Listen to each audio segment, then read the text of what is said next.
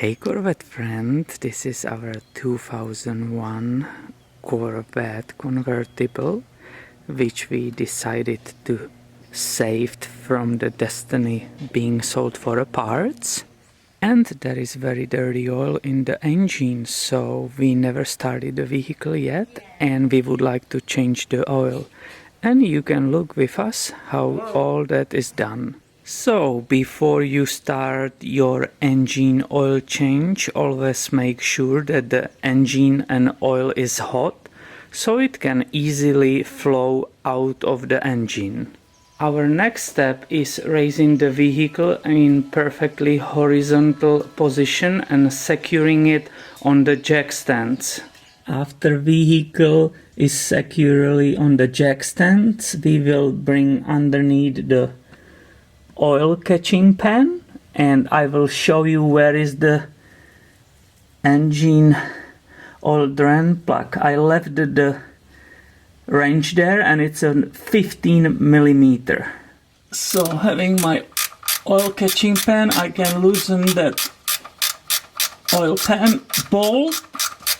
Here you can see nicely how that oil is dirty. Next thing I will do is remove that engine oil filler cap so that can speed up the oil getting out of the engine. I leaving it sitting on top of it that the dirt cannot fall inside of the engine. Engine oil filter is mounted flush right next to the oil pan, so to remove it I will use this tool. Here you can see nicely the location of the engine oil filter. I will use this special engine oil filter wrench and nicely, slowly unscrew it. Okay.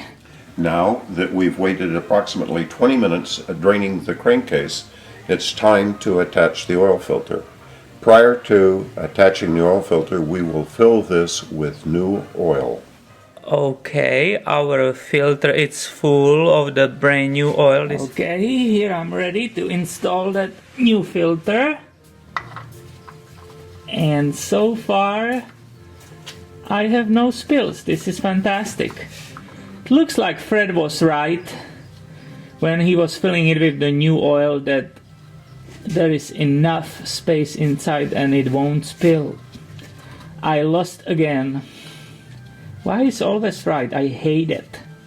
So now what is really important, we don't use any tool to tighten the filter. All you just have to do, use your hand and tighten it really hard and tight, and that really make sure that the filter will stay there, it will not fall off, or it will also not leak any oil. This is perfect. Now I'm ready to install the bolt for the plugging the oil pan. There's no need for a washer because the bolt has a nice O-ring built into it. Using that 15 millimeter wrench, I will make that bolt nice and tight, but of course you have to be careful not to do it too tight because you could strip the thread in that aluminum oil pan. You can see how the oil is dirty. There was definitely need to replace this oil. We're now going to fill the crankcase with oil. Per owner's instruction, it says that we should enter about 6.2 quarts of oil.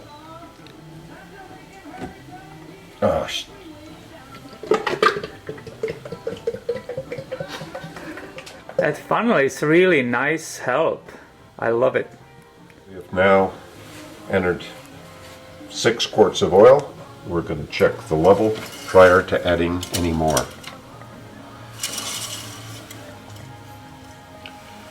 And how much we have? Well, unfortunately, it doesn't look like we have any oil in there. Did you put the drain plug in, Peter? Oh!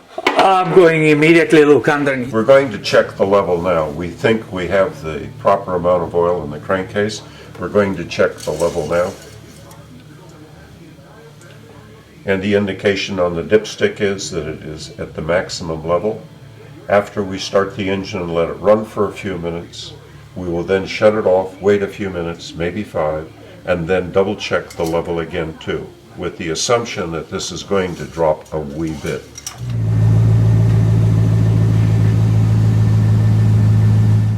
Well, now that we've operated the engine for about 5 minutes and we've let it sit at rest, we're now going to check the oil and see what it looks like now. And at this particular point, it appears that we need about a half a quart of oil to bring it up to the max. So thank you for watching and stay tuned for more videos. They are coming very soon. Have a nice day.